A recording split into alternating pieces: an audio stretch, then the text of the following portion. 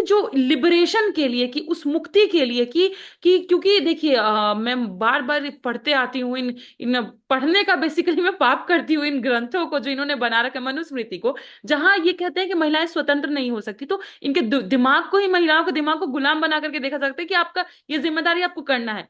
वो करती भी हैं महिलाएं, लेकिन उसी क्रम में बहुत सारी इच्छाएं वो मार देती हैं, वो नहीं करती हैं। पढ़ने के बाद मुझे लगता है कि भीतर से ये आएगा कि इस किताब को नष्ट कर दो। इसीलिए पहले पढ़ना चाहिए। पहले पढ़िए, मुझे लगता है कि आपको अंदर वो विद्रोह भर देगा, क्योंकि वो आपको इंसान समझता ही नहीं है। आप अपने आप बाबा साहब के रास्तों पर चलने के लिए प्रेरित हो जाएंगे पढ़ने के बाद। मुझे तो लगता है कि जो योजना है माई बहन मान योजना, इसमें हम मुझे लगता है कि जितनी भी महिलाएं हैं, तो 18 जितनी महिलाएं हैं सभी इसके लिए इसका लाभ उठा सकती हैं, तो सभी को ये मिलेगा। और ये कोई शिगुफा जैसा नहीं है, क्योंकि पिछले बार भी आपको याद होगा कि जिस समय में तेजस्वी जी 10 लाख सरकारी नौकरी की बात करें, तो तब भी मजाक बनाया गया था, जैसे अभी भी मजाक बना रहे थे कि गाली जैसा लगता है। मेरे साथ आरजेडी की तेज तर्रार प्रवक्ता प्रियंका भारती हैं। और आरजेडी ने एक बड़ा फैसला किया है कि वो माई बहन योजना, माई बहन मान योजना, मतलब आप बिहार जाएंगे तो माए बहन बोलते हैं। माँ को, बहन को, मतलब महिलाओं को संबोधित करते हैं माए बहन से। उनके लिए तेजस्वी यादव ने कहा है कि हम उनको सम्मान राशि देंगे।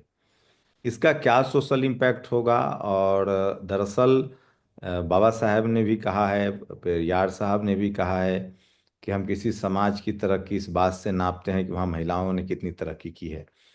इसका सोशल इम्पैक्ट क्या होगा? महिलाओं के पास पैसे आने से ये तो तय है कि वो पैसे उनके अपने एजुकेशन पर, महिलाएं परिवार की जिम्मेदारी उठाती हैं। आज भी ये सच्चाई है कि महिलाओं, किसी परिवार की अगर महिला ज़्यादा सुशिक्षित हैं, ज़्यादा समझदार हैं, तो उस परिवार का विकास ज़्यादा होगा, क्योंकि वो अपने मेहनत की कमाई पेट काट काट कर वो अपने पैसे का पाई पाए अपने बच्चों के बेहतरी पर खर्च करती हैं। उनकी अपनी बहुत इच्छाएं जो हैं, होनी चाहिए कायदे से, मैं ये नहीं कह रहा हूँ कि नहीं होनी चाहिए, होनी चाहिए। लेकिन अमूमन भारतीय परिवारों में देखा गया कि महिलाएं अपनी इच्छाओं को बहुत ज़्यादा रोकती हैं, और अपने परिवार की तरक्की के लिए वो अपना पूरा जीवन लगाती हैं। तो ये एक बड़ा एंगल है जिस पर हम लोग बात करने वाले हैं। और बाकी बात भी बात में होगी कि प्रियंका भारती को किस तरह से धमकी दी जा रही है। खासकर इस तरह की धमकी कि हम आपके साथ मारपीट करेंगे और मारपीट करना चाहते हैं। प्रियंका, क्या क्या है योजना पूरा? और महिलाओं के सशक्तिकरण को लेकर बातें होती हैं, लेकिन ये जो योजनाएं हैं जो अभी झारखंड में भी हुआ, खुद मध्य प्रदेश में बीजेपी ने भी किया है, महाराष्ट्र में भी ये सब है। तो आप लोगों ने जब अनाउंस किया तो लोग कह रहे हैं कि चुनाव जीतने के लिए, जबकि इसका इम्पैक्ट क्या होगा? देखिए, जैसा कि आपने कहा कि अंबेडकर भी हमेशा से कहते आए हैं कि हम किसी भी समाज की तरक्की हम महिला की तरक्की से नापते हैं। तो मेरा वही मानना है कि देखिए, जिस समय में लालू जी की सरकार आई थी, मतलब पहली बार वो सीएम बने थे, तो उस समय भी उन्होंने पीरियड लीव दिया था। वो कामकाजी महिलाओं के लिए था, 2 दिन का। 2 दिन का लीव था वो। पर उस समय में भी ये काफी फेमिनिस्ट स्टेप था, पर हम मानते हैं कि तेजस्वी जी और एक कदम आगे जा करके, क्योंकि सिर्फ कामकाजी महिलाएं नहीं श्रम करती हैं। जो महिलाएं घर में हैं, वो तो अनपेड लेबर कर रही हैं। वो तो घर के लिए सब कुछ अपना न्योछावर कर रही हैं, सब कुछ इन्वेस्ट कर रही हैं। लेकिन उनके बारे में ज्यादा सोचा नहीं जाता है, क्योंकि उसको जिम्मेदारी के तौर पर देखते हैं कि महिला है तो करेगी ही। पर इसी जो लिबरेशन के लिए, कि उस मुक्ति के लिए, कि क्योंकि देखिए मैं बार बार पढ़ते आती हूँ इन इन पढ़ने का बेसिकली मैं पाप करती हूँ इन ग्रंथों को जो इन्होंने बना रखा है, मनुस्मृति को, जहां ये कहते हैं कि महिलाएं स्वतंत्र नहीं हो सकती। तो इनके दिमाग को ही, महिलाओं के दिमाग को गुलाम बना करके देखा सकता है कि आपका ये जिम्मेदारी आपको करना है। वो करती भी हैं महिलाएं, लेकिन उसी क्रम में बहुत सारी इच्छाएं वो मार देती हैं, वो नहीं करती हैं। और कोई बूढ़ी बुजुर्ग महिला है, साथ ही साथ अधवैश महिला जो हम लोग कहते हैं, 45-40 साल की उम्र में जो घर में, अगर उनके पास पैसे होंगे वो कहाँ इन्वेस्ट करेंगी?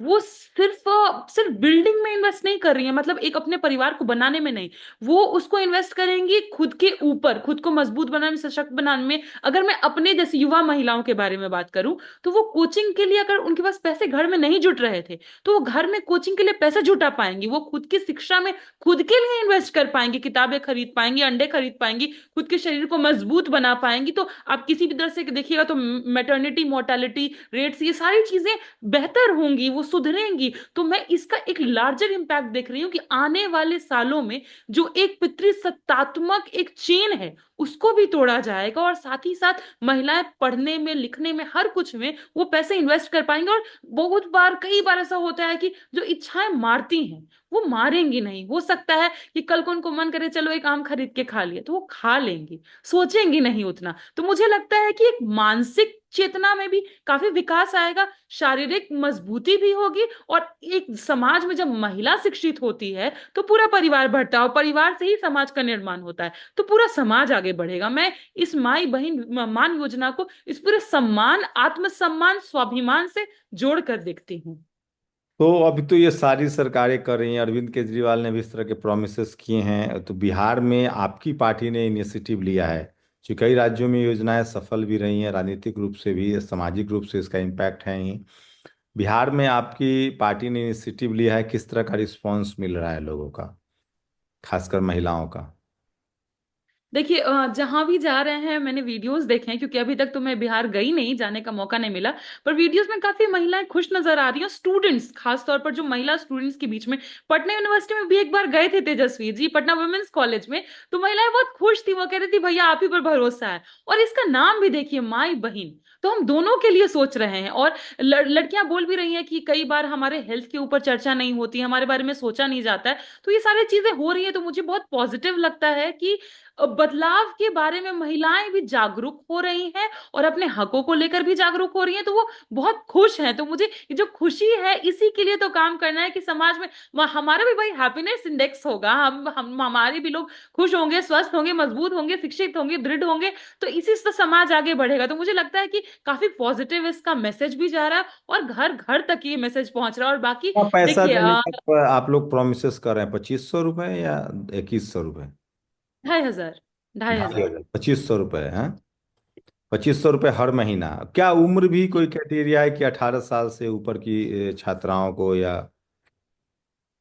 मुझे तो लगता है कि जो योजना है माई बहन मान योजना, इसमें हम, मुझे लगता है कि जितनी भी महिलाएं हैं, तो 18 जितनी महिलाएं हैं सभी इसके लिए इसका लाभ उठा सकती हैं, जितनी और जिन महिलाओं को जरूरत है, तो सभी को ये मिलेगा। और ये कोई शिगुफा जैसा नहीं है, क्योंकि पिछले बार भी आपको याद होगा कि जिस समय में तेजस्वी जी 10 लाख सरकारी नौकरी की बात करें, तो तब भी मजाक बनाया गया था, जैसे अभी भी मजाक बना रहे थे कि गाली जैसा लगता है। मतलब महिलाओं का इमेंसिपेशन इनको गाली जैसा लगता है। तो इनको सोच बदलने की जरूरत है, क्योंकि हम इमेंसिपेशन की बात कर रहे हैं, हम महिलाओं की बात कर रहे हैं, और जो लोग ऐसी ओछी टिप्पणी कर रहे हैं, आप देख लीजिएगा कि किस तरीके के स्वयं लोग हैं वो। तो हमारा फोकस सिर्फ और सिर्फ महिलाएं हैं, ताकि महिलाएं आगे बढ़े, परिवार आगे बढ़े, समाज आगे बढ़े। और बाकी अगर मैं रोजा लग्जमबर्ग का एक कोट मुझे याद आ रहा है, जो कहती हैं कि अगर जिस दिन औरतों के श्रम का हिसाब होगा, दुनिया की सबसे बड़ी चोरी पकड़ी जाएगी। तो मुझे लगता है कि तेजस्वी जी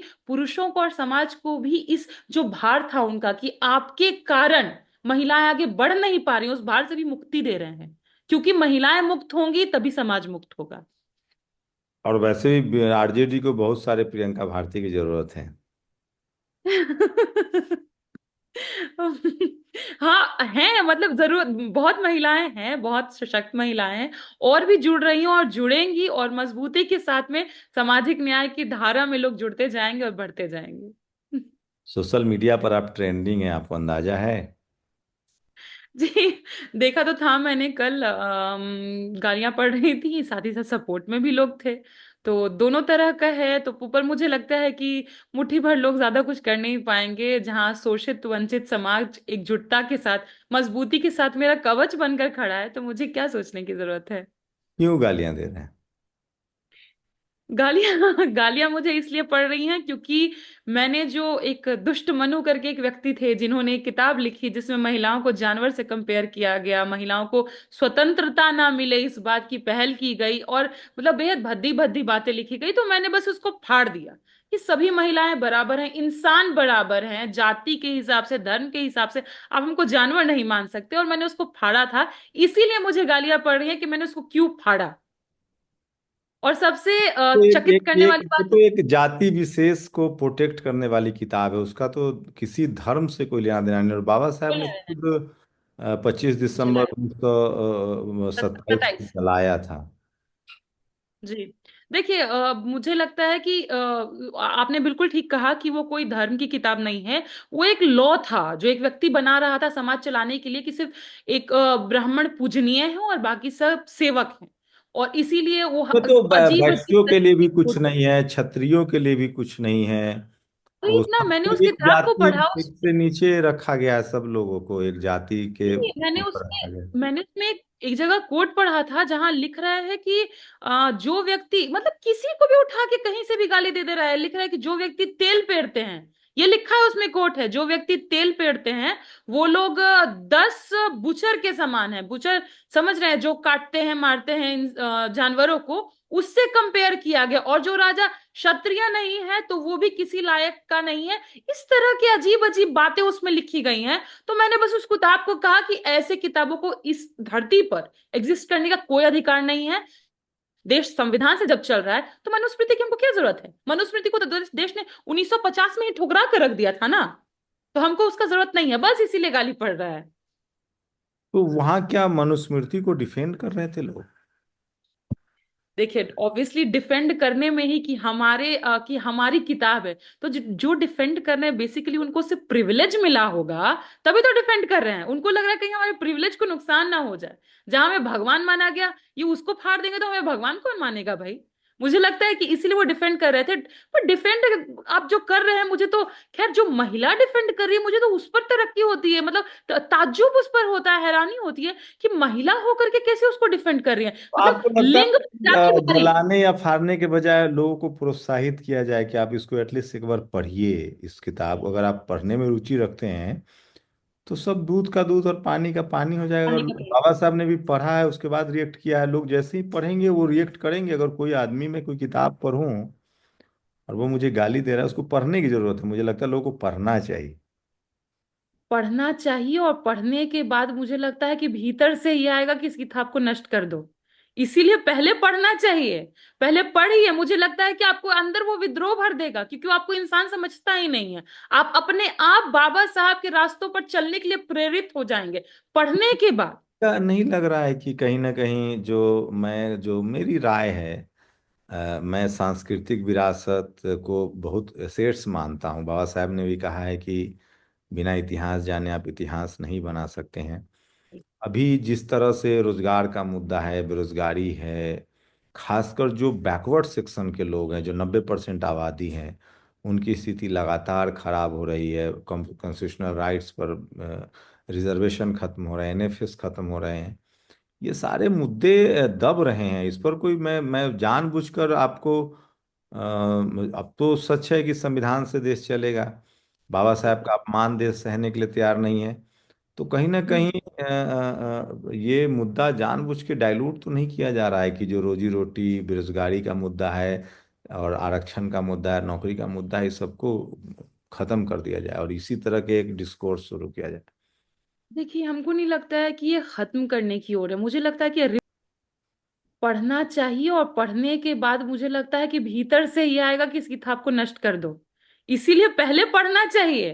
पहले पढ़िए, मुझे लगता है कि आपको अंदर वो विद्रोह भर देगा, क्योंकि वो आपको इंसान समझता ही नहीं है। आप अपने आप बाबा साहब के रास्तों पर चलने के लिए प्रेरित हो जाएंगे पढ़ने के बाद। क्या नहीं लग रहा है कि कहीं ना कहीं जो मेरी राय है, मैं सांस्कृतिक विरासत को बहुत एसेट्स मानता हूँ। बाबा साहब ने भी कहा है कि बिना इतिहास जाने आप इतिहास नहीं बना सकते हैं। अभी जिस तरह से रोजगार का मुद्दा है, बेरोजगारी है, खासकर जो बैकवर्ड सेक्शन के लोग हैं, जो 90% आबादी हैं, उनकी स्थिति लगातार खराब हो रही है। कॉन्स्टिट्यूशनल राइट्स पर रिजर्वेशन खत्म हो रहे हैं, एनएफएस खत्म हो रहे हैं। ये सारे मुद्दे दब रहे हैं। इस पर कोई मैं जानबूझकर आपको अब तो सच है कि संविधान से देश चलेगा। बाबा साहब का अपमान देश सहने के लिए तैयार नहीं है। तो कहीं ना हम्म। कहीं ये मुद्दा जानबूझ के डाइल्यूट तो नहीं किया जा रहा है कि जो रोजी रोटी बेरोजगारी का मुद्दा है और आरक्षण का मुद्दा है, नौकरी का मुद्दा है, इस सबको खत्म कर दिया जाए और इसी तरह के एक डिस्कोर्स शुरू किया जाए। देखिए, हमको नहीं लगता है कि ये खत्म करने की ओर है, मुझे लगता है कि रिविलेशन की ओर है, रिवील हो रहा है कि समाज आखिर किस तरीके से चलता है और ये चलाना चाह रहे हैं। तो जब तक ये बातें लाइमलाइट में नहीं आएंगी, मेन डिस्कोर्स में नहीं आएंगी, कि अभी भी लोग ऐसी किताबों को सेव करना चाह रहे हैं जो डिफरेंसेस क्रिएट करे, तब आखिर आप कैसे जातिगत जनगणना का मुद्दा उठाइएगा? तभी आपको समझ में आएगा ना कि इन्हीं सब चीजों से तो आप समझिएगा कि गैर बराबरी है और वो आपको समानता के तौर नजरिए से देख ही नहीं रहे, तभी और इन मुद्दों को कहते हैं ना शार्पनेस मिलेगा। तो जैसे ही वो मुद्दे शार्प होंगे, हम जातिगत जनगणना का मुद्दा उठाएंगे, तो उसके साथ ही साथ रोटी रोजगार अपने आप जुड़ जाएगा और इक्वल भागीदारी और बराबरी में बांटने की बात आएगी। तो इन मुद्दों के साथ साथ जो मुद्दे छूट रहे हैं, मुझे लगता है कि उसको बैलेंस करके मिला के और मेन स्ट्रीम में डालना होगा। कि इसीलिए देखिए, ऐसी ऐसी किताबों का ये सम्मान कर रहे हैं जो हमारा अपमान कर रही है, तो हमारा ये फर्ज बनता है कि हम दोनों को मिलाएं और बताएं कि इसीलिए जातिगत जनगणना जरूरी है, और साथ ही साथ नौकरी रोटी रोजगार। तभी तो हमारे नेताजी तेजस्वी जी को आप जब भी सुनिएगा, वो दवाई कमाई पढ़ाई लिखाई सिंचाई की बात करते हैं, और साथ ही साथ कास्ट सेंसस इसीलिए करवाए ताकि सोशल जस्टिस हो पाए, सभी को समानता के साथ अवसर मिल पाए। और वही हमारा विजन होना चाहिए, बाबा साहब का, कर्पूरी जी का, सभी का यही विजन था। तो इसीलिए इसी रास्ते में हमको दोनों को मिला करके बैलेंस करके आर्थिक सामाजिक राजनीतिक सारे न्यायों को मुख्य धारा में जोड़ना होगा। तो कुछ भी पीछे ना छूटे, ये जिम्मेदारी हमारी ही है। क्या लग रहा है जिस तरह से बाबा साहब अम्बेडकर को लेकर संसद में अमित शाह का बयान, नो डाउट बाबा साहब को अपमान तो है, क्योंकि जिसके खिलाफ बाबा साहब लड़ते रहे उसी से उनको जोड़ दिया गया है। खैर, क्या लगता है जिस तरह के रिस्पांस आए हैं, अब बीएसपी ने भी ऐलान किया है, अखिलेश यादव हों, तेजस्वी यादव हों, ये पार्टियां आज तो बोल रही है डॉक्टर अम्बेडकर की बात, लेकिन जब चुनाव का समय आता है तो खासकर जो एससी एसटी ओबीसी लीडरशिप वाली पार्टियां हैं, वो कहीं ना कहीं उनके एजेंडे में, जैसे ये बात सच है कि कल्चरल हेजमनी जो है वो आपको आगे रखती है, ये बड़ा मुद्दा है, राजनीतिक मुद्दा है, वोट भी मिलता है इससे। क्या ये जो रिप्रेजेंटेशन का मामला है, जाति जनगणना नहीं करवा रही है सरकार, ठीक है, लेकिन जाति जनगणना के हिसाब से आप टिकट बांट सकते हैं, आप अपने एमएलए एमपी लड़ा सकते हैं, चुनाव जिता सकते हैं, रिप्रेजेंटेशन ला सकते हैं। उसके बाद तो बड़े बदलाव की कोशिश, क्योंकि संसद विधानसभा से ही बड़े बदलाव होंगे। जी, देखिए, ऐसा नहीं है कि ऐसा हो नहीं रहा है। पार्टी की स्ट्रक्चर में अगर मैं आरजेडी की बात करूं, पार्टी की स्ट्रक्चर में भी इस तरीके से है, जहां जहां हमको मौका मिलता है, जैसे एमएलसी वगैरह का सीट है, आप देखिएगा उर्मिला ठाकुर जी को आगे करना, मुनि रजक जी को आगे करना, मतलब जहां से भी हम कर पाते हैं हम कर रहे हैं।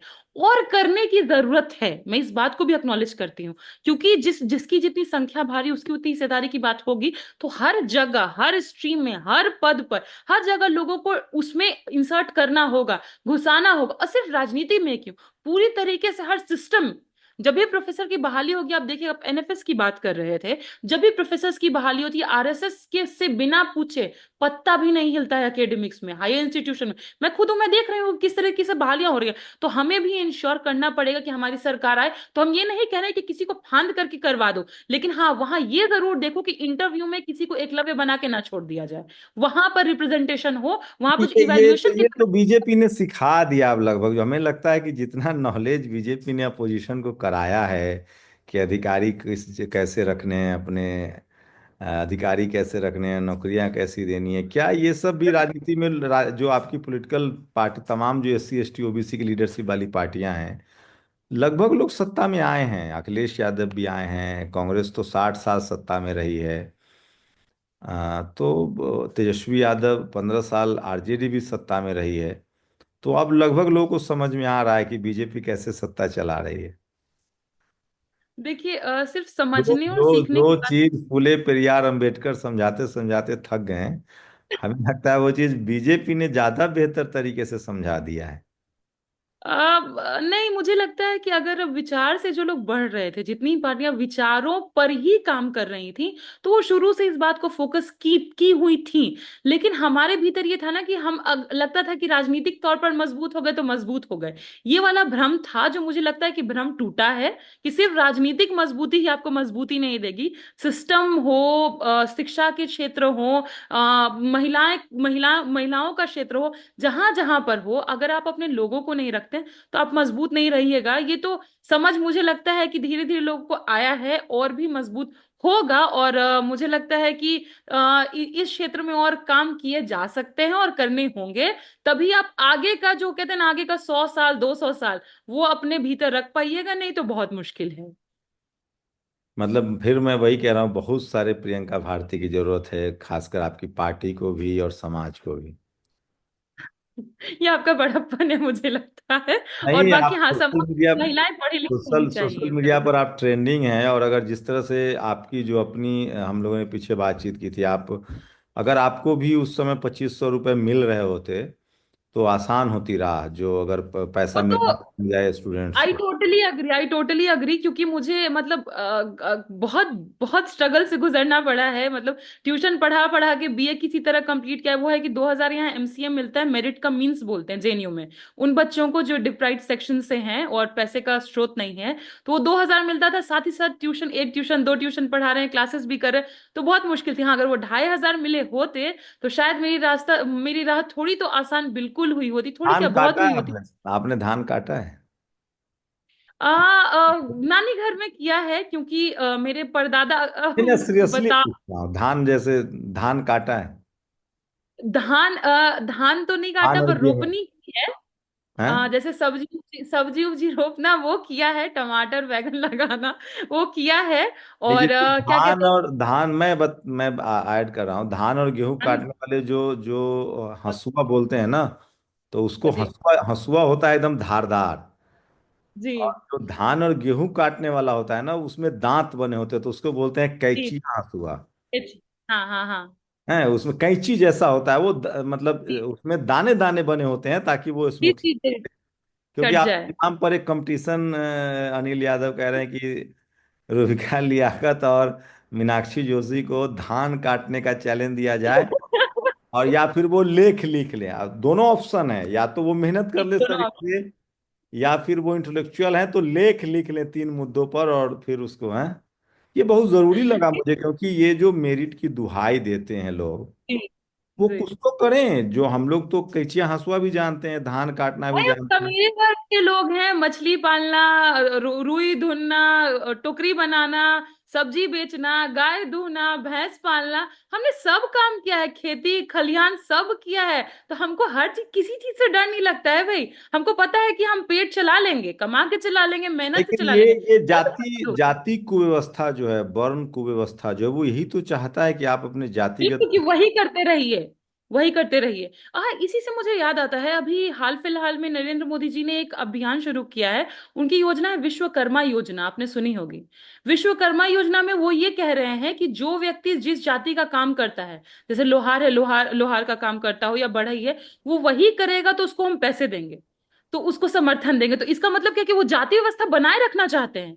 तो इसीलिए ये सारी चीजों को बहुत बारीकी से देखने की जरूरत है, कि हर जगह कहाँ ये जाति व्यवस्था को मेंटेन करने वाले काम कर रहे हैं। तो ये वही चाहते हैं कि आप वही करते रहिए। इसलिए मैं कह रही हूँ, आप पढ़ाई पर आइएगा, हम पढ़ाई से लड़ेंगे, आप मेहनत से आइएगा, हम मेहनत से लड़ेंगे। दोनों चीजों से हम लड़ने के लिए तैयार हैं।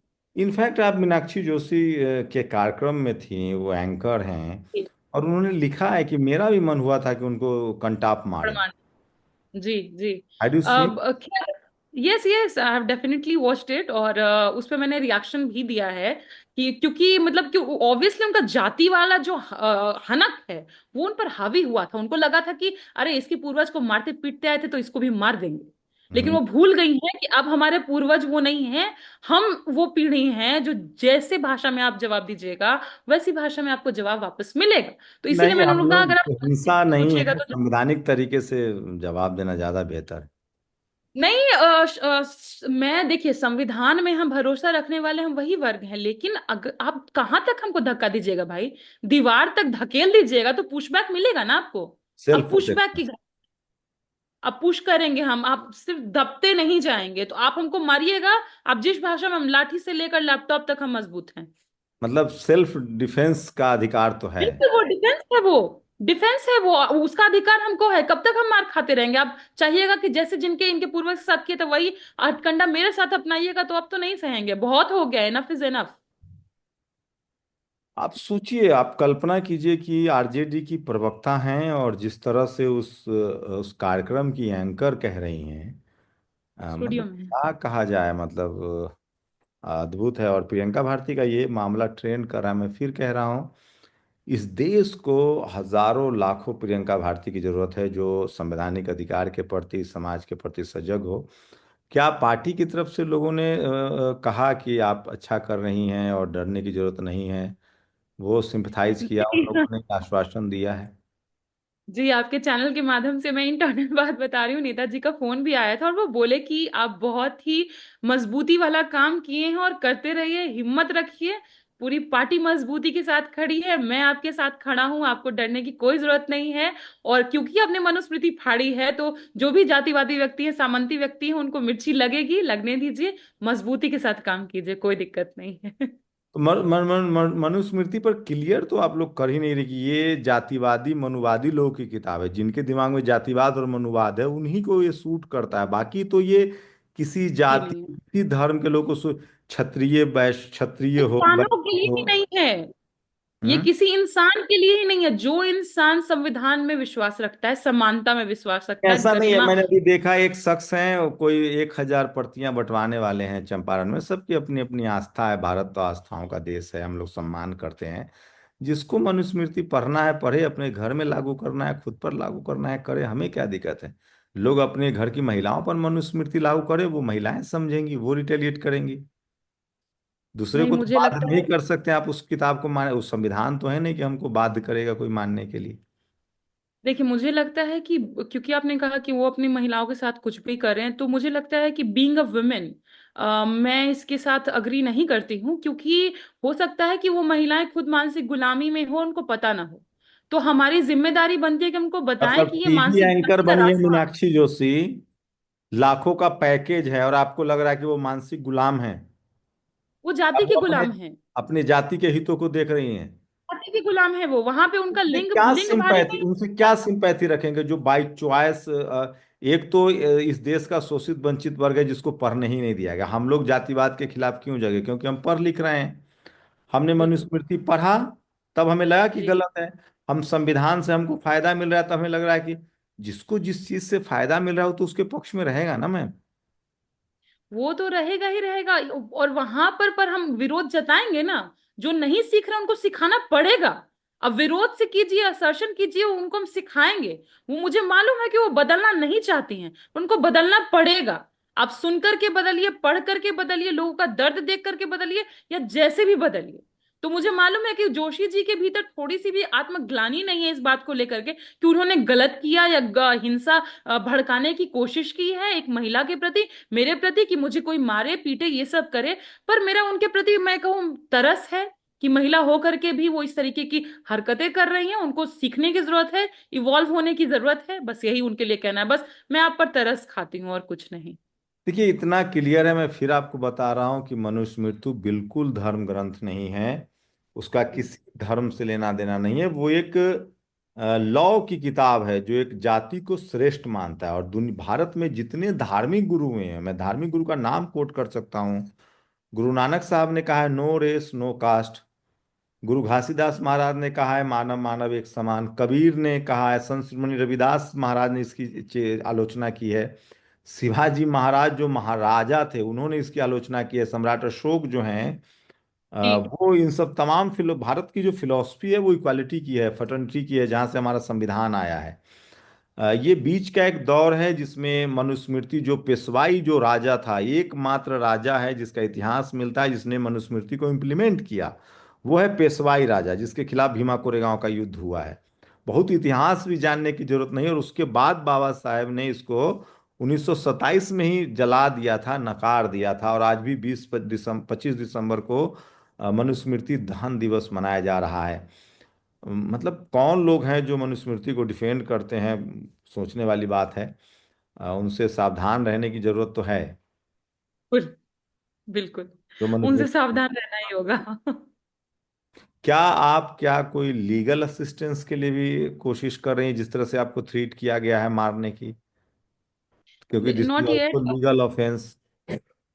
अभी तो नहीं, पर मुझे लगता है कि ज्यादा ऐसा कुछ महसूस हुआ तो जरूर करूंगी, पीछे नहीं हटूंगी। और क्योंकि ये कल परसों की घटना है, मैंने देखा है कि मेरा पूरा समाज, शोषित वंचित वर्ग साथ में खड़ा हुआ है।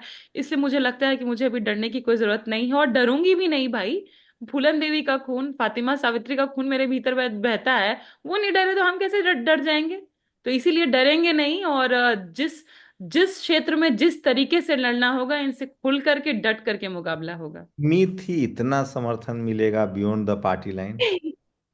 नहीं, बिल्कुल नहीं। मतलब मैं बहुत ओवरवेल्म्ड थी कि लोगों ने इतना प्रेम दिया, इतना सम्मान दिया, और लड़ रहे हैं। मैं कईयों को जानती तक नहीं हूं, और वो एकजुटता के साथ खड़े हो गए। इतने इतने हजारों हजार ट्वीट्स, मतलब क्या कहूं कि इतना सम्मान का अंदाजा नहीं था। मतलब जिस समय से काम करना शुरू किया, एक्टिविज्म शुरू किया, तो बस था कि हम समाज के लिए खुद को डेडिकेट कर दिए हैं। और समाज भी मेरे लिए इतना ही मजबूती के साथ खड़ा है, तो और ताकत मिलती है। और लड़ाई बहुत लंबी है, तो इसीलिए कमर कसा हुआ है, लड़ते रहेंगे। प्रियंका भारती हैं, वो तस्वीरें आप बार बार देख रहे होंगे, सोशल मीडिया पर छाई हुई हैं। बाबा साहब ने भी जलाया था क्या? लास्ट सवाल प्रियंका जी की, क्या लग रहा है कि राजनीति में ही रहेंगी? सामाजिक मूवमेंट में आप हैं, राजनीति में आएंगी भविष्य में? देखिए, ये सारी चीजें तो पार्टी पर डिपेंड करती हैं, लेकिन मेरा ये मानना है कि राजनीति हो या एकेडमिक्स, मैं खुद पढ़ रही हूँ, तो पढ़ाऊंगी जरूर, आगे स्टूडेंट्स मैं को मेरा तैयार सवाल, कर। राजनीति में तो आप हैं, इलेक्ट्रल पॉलिटिक्स की मैं बात कर रहा था कि क्या लोकसभा विधानसभा जाने का कोई प्रोग्राम है, या आप अभी पढ़ाई लिखाई और कॉलेज यूनिवर्सिटी ही जाना है? देखिए, अभी तो मेरा यही है कि खुद को मेरा पीएचडी कंप्लीट करूं अच्छे से, और कहीं पढ़ा लिखा पाऊं, स्टूडेंट्स को तैयार कर पाऊं, आगे आने वाले जनरेशन को समझा पाऊं कि क्या चीजें सही हैं, गलत है, तो ताकि पीढ़ियां उससे सीख पाएं। और बाकी राजनीति में एक आना एक ना तो आना वो भगवान लोकसभा की में बात। लोकसभा में बहुजन समाज की महिलाओं की, वो जो फूलन देवी थी, भगवतिया देवी थी, जिस तरह से वो तलखी से बोलती थी, फूलन देवी का तो खैर बहुत ही मतलब सरल स्वभाव था उनकी तो, बात इतना सरल उनका तो वो तमाम एक लोकसभा में मैं देख रहा हूँ क्राइसिस है, खासकर गैर सवर्ण महिलाओं में कोई तेज तरार आपकी तरह जो सड़कों से निकली हो, और जिसको नस नस पता हो सोशल जस्टिस का। वैसे लोगों का अभाव तो है, पता नहीं लोग क्यों ऐसे लोगों को लोकसभा नहीं भेज रहे हैं या राज्यसभा।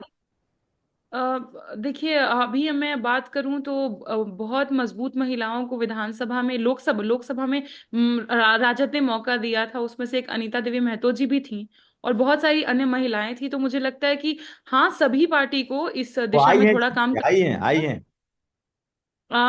अभी नहीं, अनीता देवी महतो जी तो जीत नहीं पाई, बहुत कम मार्जिन से वो हारी थी। अब मैं वो लेकिन मैं जो उनको जो मुंगेर से लड़ रही थी, जी जी अशोक जी जी महतो जी की पत्नी। जी जी जी। तो दे रही है पार्टी मौका, और मेरी इतने कम उम्र में मुझे यहाँ तक पहुंचाना और मौका देना, यही दिखाता है कि पार्टी नई फीमेल्स को और नए युवाओं को जोड़ने में और उनको आगे बढ़ाने के लिए तटस्थ है। और इसमें नेताजी का पूरा भरोसा है, तेजस्वी जी का। इसीलिए इतने कम उम्र में मुझे राष्ट्रीय प्रवक्ता भी बनाया, और मुझे लगता है कि मैं ईमानदारी से बस उसके प्रति अपना कर्तव्य निभा रही हूँ, और बहुजन समाज के प्रति मेरे जो दायित्व है उसको निभा रही हूँ, निभाती रहूंगी। और हाँ, जब मौका मिलेगा तो जरूर आगे बढ़ा जाएगा। मैं अगर महिलाओं के दृष्टिकोण से बात करूं तो सोचिए कि इस देश में शोषित वंचित समाज, एससी एसटी ओबीसी किसान अल्पसंख्यकों की एक शोषित वंचित समाज रहा है। उनके पुरुषों को भी रिप्रेजेंटेशन नहीं मिला है अब तक, जो बराबरी की बात है। लेकिन सोचिए उसी समाज से सावित्रीबाई फुले हैं, फूलन देवी हैं, भगवतिया देवी हैं, एक लंबी परंपरा रही है उस समाज में आए। दक्षिण भारत में आप जाएंगे तो अयंकली हैं, और उसके बाद एक नाम मैं उनका भूल रहा झलकारी हूँ, बाई है, झलकारी उदा बाई, देवी है।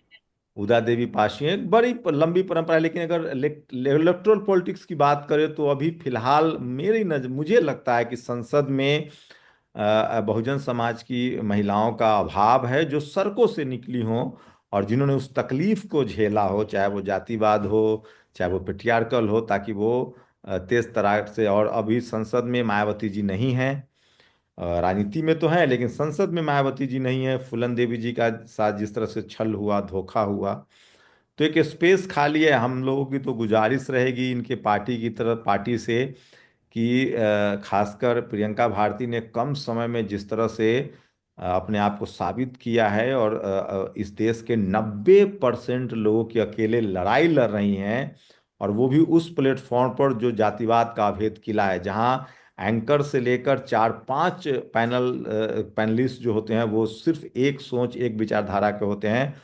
वहां प्रियंका भारती ने जो अपनी ताकत दिखाई है, मुझे जैसे लोग जो बहुजन समाज के लोग हैं, हम लोग चाहते हैं कि इस तरह के लोग अगर संसद में आएंगे तो संसद में बहस की क्वालिटी भी बढ़ेगी, चाहे वो राजनीतिक रूप से, सांस्कृतिक रूप से। इनकी पार्टी को जरूर विचार करना चाहिए। हम लोग तो बिल्कुल एक पत्रकार के तौर पे भी कहेंगे। और घर वालों का कोई फोन वोन आया, रिस्पॉन्स आया? बोल रहे हैं कि आना घर तो ध्यान से आना। यही कह रहे हैं, थोड़ा परेशान थे, हम बोले अरे वही मत करिए।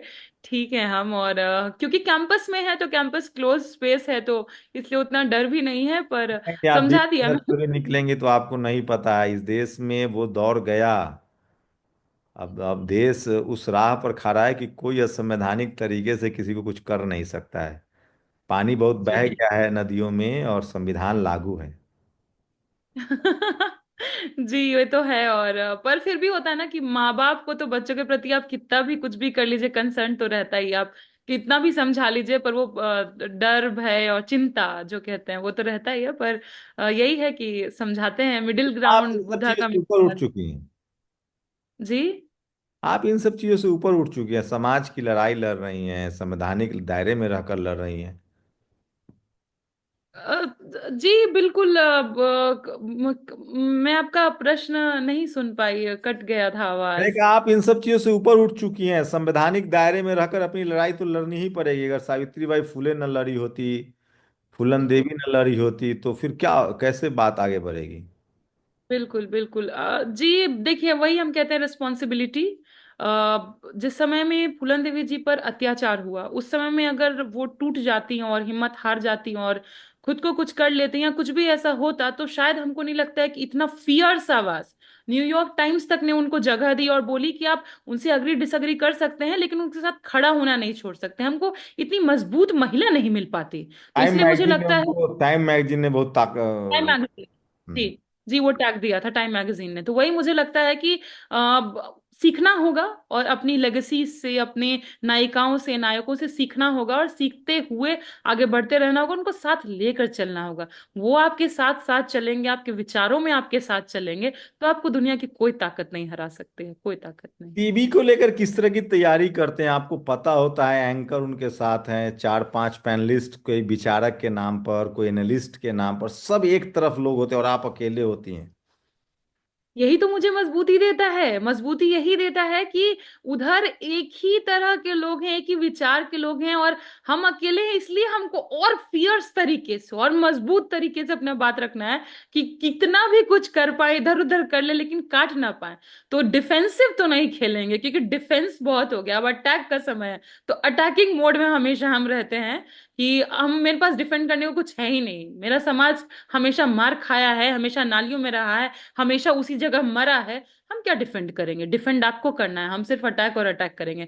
हम अटैकिंग मोड में जाते हैं, देखते हैं कि आप लोगों ने हमारे साथ क्या क्या किया, वो सारे आंकड़े निकालते हैं। मेरे कितने लोग नालों में मर गए, मेरे कितने लोगों को आप लोगों ने काट दिया, ये सब आंकड़े निकाल के आंखों के सामने रखते हैं और फिर उनके सामने रखते हैं, ताकि वो लेकिन कम से कम ऐतिहासिक थोड़ा ऐतिहासिक रूप से न्याय तो आपके साथ है।